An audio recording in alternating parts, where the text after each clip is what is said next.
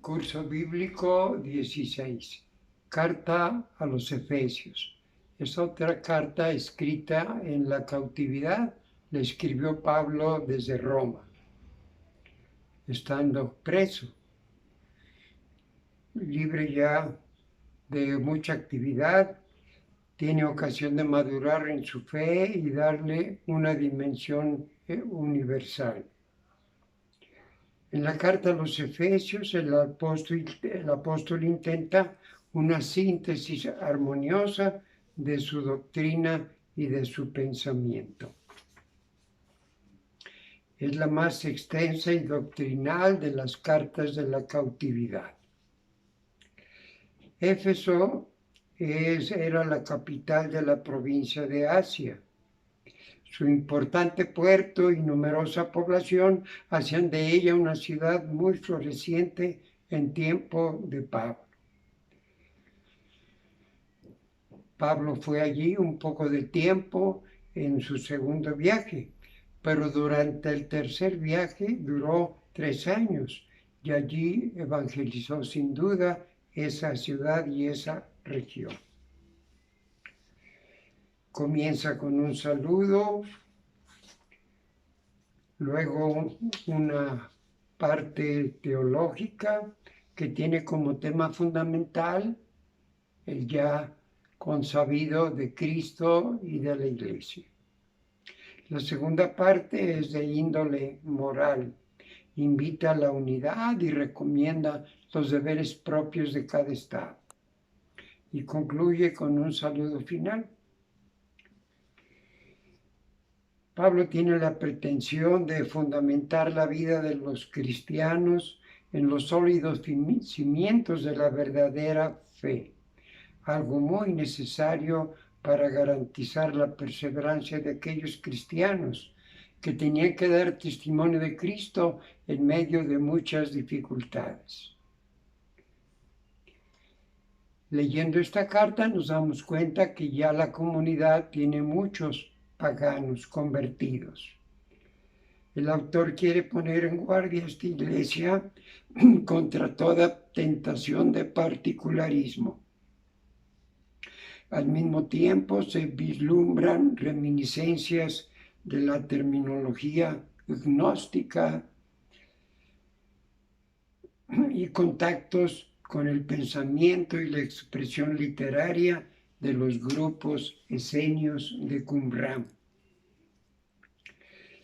Pablo utiliza textos litúrgicos refundiéndolos en el crisol de su profunda meditación. Es muy semejante esta carta a la de los colosenses. Después del saludo viene la parte dogmática o doctrinal. Expone su síntesis acerca del misterio de Cristo y de la Iglesia. Contiene el plan salvador de Dios, donde se pone de relieve la acción del Padre, del Hijo y del Espíritu Santo en la historia de la salvación. Dios nos ha elegido para ser su pueblo, ser santos e irreprensibles en el amor, y nos ha destinado a ser sus hijos por Jesucristo. Cristo llevó a cabo la redención muriendo en la cruz. Su sangre es la prueba de que nos ama, además de perdonar nuestros pecados. Nos ha comunicado toda sabiduría e inteligencia para conocer y vivir nuestra dignidad de herederos de los bienes celestiales. La fuerza del Espíritu que habita en nosotros es la garantía de que un día participaremos de esa herencia. La acción del Padre, del Hijo y del Espíritu tienen un mismo fin, la alabanza de la gloria de Dios. Este es el fin para el que Dios ha creado al hombre y que se identifica con su felicidad. En la historia de la salvación, Cristo Jesús es el centro. Es el primogénito de la creación. En Efesios se pone en relación Cristo con la iglesia. Dios ha constituido a Cristo no solo centro de la creación y de la redención, sino también como cabeza del cuerpo que es la iglesia. La iglesia es el cuerpo místico o misterioso de Cristo, su prolongación y complemento en la historia. Cristo es la cabeza, nosotros el cuerpo, sus miembros, con distintas actividades cada miembro. La salvación es un don gratuito de Dios en Cristo Jesús. Pablo hace con extraordinaria profundidad y armonía la síntesis de la doctrina expuesta en Romanos y en Gálatas. Nos salvamos por la fe en Jesús. El estado de pecado en que estaban todos los hombres, judíos y gentiles, y el muro de separación que mantenía separados a unos de otros, han sido derribados por Cristo Jesús. Todos los pueblos han sido llamados a compartir la misma herencia en igualdad de condiciones. Todos forman un solo cuerpo místico, que es la iglesia, de la que Cristo es la cabeza, y de él dimana la vida a todos los miembros.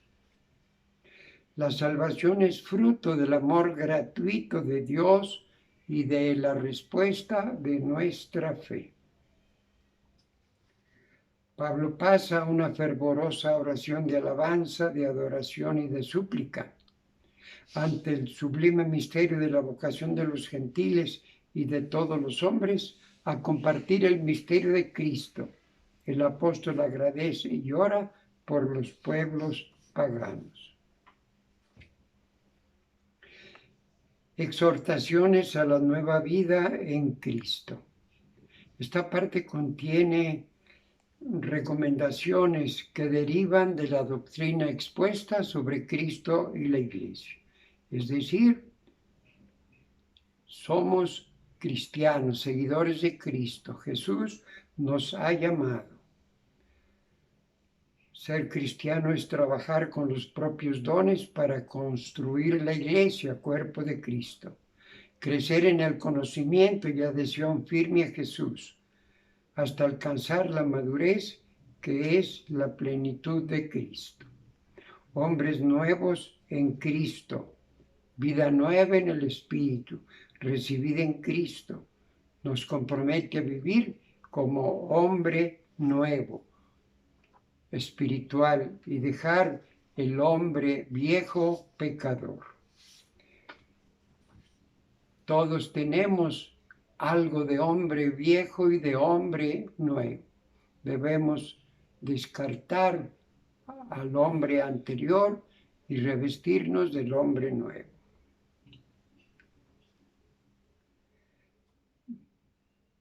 Normas concretas de conducta. El hombre nuevo ha de tener actitudes y conductas coherentes con su identidad y condición, sobre todo en la vida matrimonial en la cual Pablo se amplía. La unión de los esposos es el sacramento, el signo de la unión de Cristo con la Iglesia. Luego invita a la vida familiar, amos y esclavos, la lucha contra el mal, invitación a la oración. Carta a los Filipenses. Es la última de las cartas de la cautividad, solo que esta no fue escrita en Roma, sino en Éfeso, donde también estuvo preso Pablo durante los años 56-57. Filipos fue fundada por Filipo de Macedonia, padre de Alejandro Magno, y era colonia romana, situada al norte de Grecia. Cuando Pablo, Silas, Timoteo y Lucas llegaron a Filipos en el año 50, la ciudad estaba poblada por gente de origen latino, administrada al estilo romano. Los hechos nos dan detalles de cómo fue fundada esta comunidad cristiana. Allí estuvo Pablo en su primera evangelización y después 2 veces durante el tercer viaje misionero. Y dejó una comunidad admirable que mantuvo siempre con Pablo unos singulares lazos de cariño y apoyo, incluso económico. Pablo nunca recibía ni pedía dinero para él en otras comunidades, pero por esta carta sabemos que los filipenses le enviaron dinero y Pablo lo recibió y lo agradece.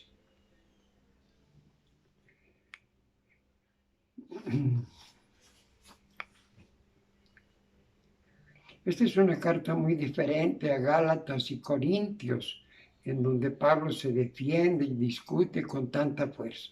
Aquí no, es una carta tierna, amena, personal. Y Pablo aprovecha también para informarles de cómo van las cosas en su vida de misionero, para ponerles en guardia contra posibles peligros y para animarlos a seguir trabajando por la causa del Evangelio. Las cosas iban bien, pero no faltaban problemas. Por ejemplo, los judaizantes que amenazaban la labor fecunda de Pablo.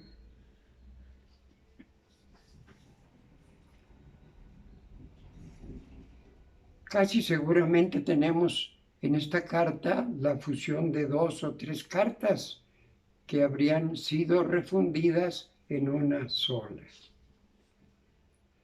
No tiene una doctrina sistemática como en Romanos.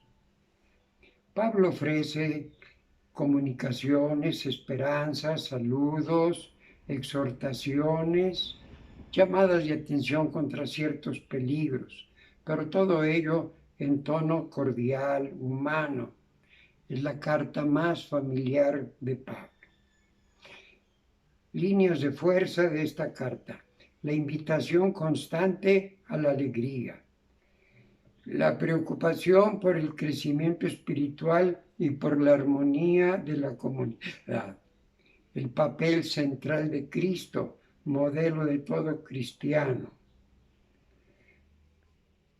Pablo expresa en toda la carta su gozo, su amor y gratitud que siente por los creyentes de Filipos. Sintiéndolo cerca de su corazón, les da informes sobre su vida y su situación. No para quejarse, sino como un desahogo personal. Exhorta a los filipenses a tener valor y confianza, a vivir de acuerdo con el Evangelio y a ser humildes.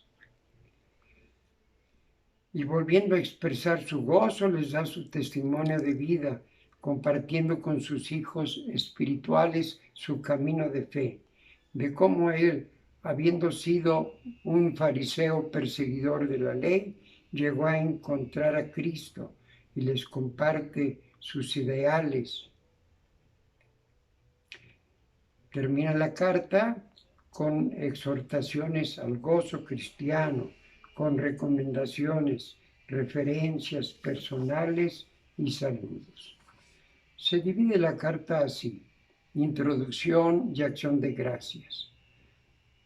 Pablo y la comunidad de Filipos, las noticias que ha tenido de ellos. Exhortaciones contra los judaizantes. Invitación a la alegría. Agradecimiento por la ayuda recibida. La carta es riquísima de enseñanzas y reflexiones para todo cristiano. Cristo es mi vida. Pablo repite esta frase. Para mí la vida es Cristo y morir una ganancia. Todas las fibras del corazón de Pablo vibran ante el nombre y la persona de Jesús. Exhortaciones a la vida de unidad con la comunidad. Otra idea es su preocupación por una vida comunitaria de armonía y fraternidad.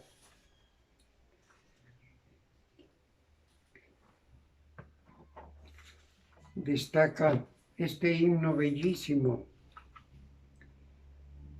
Jesús, siendo de condición divina, no codició ser igual a Dios, sino que se despojó de sí mismo, tomando condición de esclavo, asumiendo semejanza humana y apareciendo en su porte como hombre.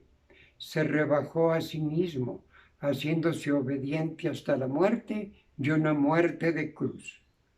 Por eso Dios lo exaltó y le otorgó el nombre que está sobre todo nombre, para que al nombre de Jesús toda rodilla se doble, en los cielos, en la tierra y en los abismos, y toda lengua confiese que Cristo Jesús es el Señor, para gloria de Dios Padre.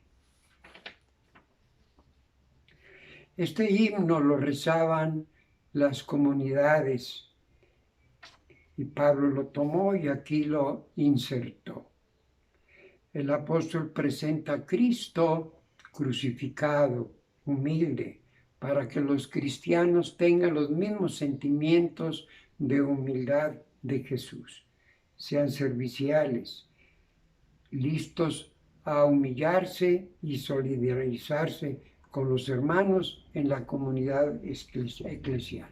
Hasta aquí, queridos amigos, pronto nos veremos si Dios lo permite.